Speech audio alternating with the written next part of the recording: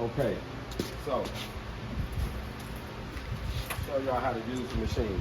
Everybody, every place you go gonna be a different machine, fam. So this is more, this is a newer machine, so it's got push buttons. But come up here, I want to show you this. Most of them got this chart up here. So when you looking at it, you want to say, so say if you're doing flux core with gas, you see like that flux core right here, you'll see you use the 045 tips, and then you'll come over here on what thickness. So say if you're welding on something that's a quarter, it tells you rule of thumb you need to have about 22.9, 263. That's a rule of thumb on how to set it. Now you might have to go up a hair or down a hair. It's just a rule of thumb. It don't mean it's gonna be perfect, but it gets you close. So it all depends on what gas you're using and what metal you're using. So if it's like regular steel or 035 tips, it's a smaller diameter. So you got to, adjust it some. But the majority of them, the new ones got this in there, but the old ones don't. The old ones is gonna be based on the sound.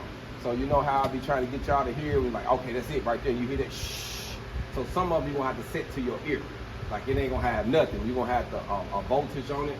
So majority of the voltage, if it don't have no knobs on it, it'll probably have a 1 to a 5. Like say if it had a dial on it, it might say 1 to 5. So 5 will be the extreme hottest. So normally getting started, if it just got a dial, I probably start around 2, 2.5 to 3. You see what I'm saying? Depends on how thick. Majority of the shop's gonna be 1/8 inch to 3/4 of an inch. I mean not 3/4, 3/8 of an inch. Depends on what they welding on.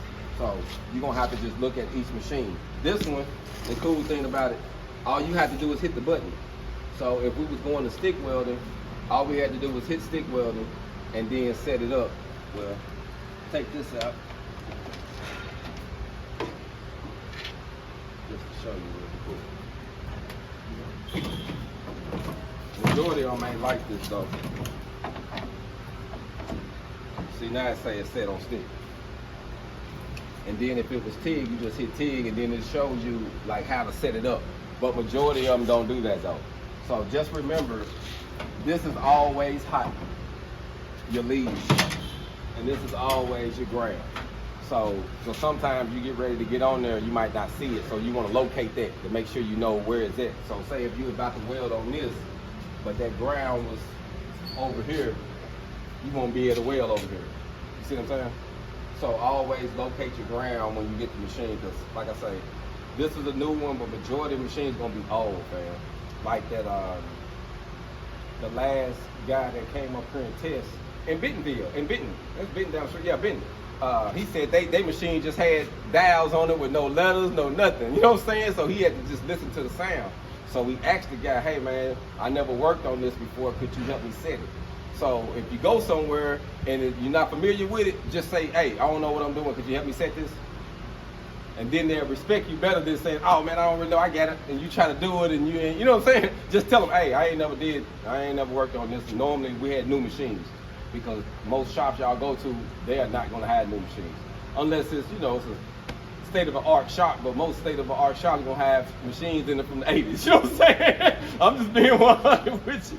So this one is easy, but the main thing though is just to read the chart. If it got a chart in there, look at that chart. And that chart gonna pretty much tell you based on the thickness of the material and what you're using, if it's MIG wire or if it's flux.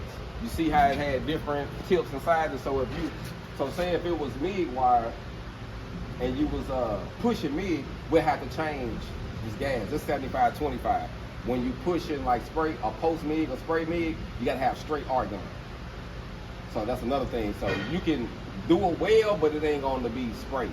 You know what I mean? Unless you got a different type of gas. So just keep that in mind.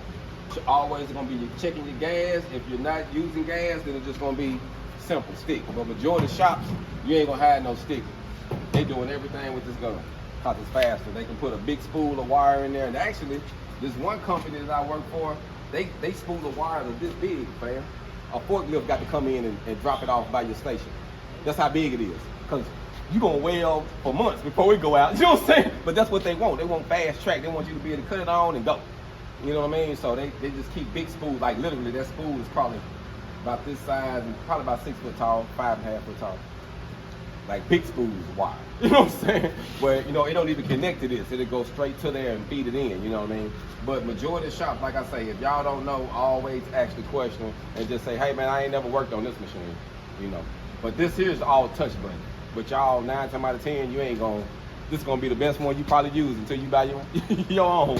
You know what I'm saying? I'm just be real with you, because they ain't gonna spend that type of money. Majority of shops I had went to, they never had new stuff, except a couple of them that, like, if it's like some a specialty welding, they might have that one person that do, you know, it got that TIG welder or whatever. But majority, it's gonna be where you got to hear it. So always, when we spine setting, always listen to that sound. Like if there's a whole lot of popping in it, the wire speed might be too fast.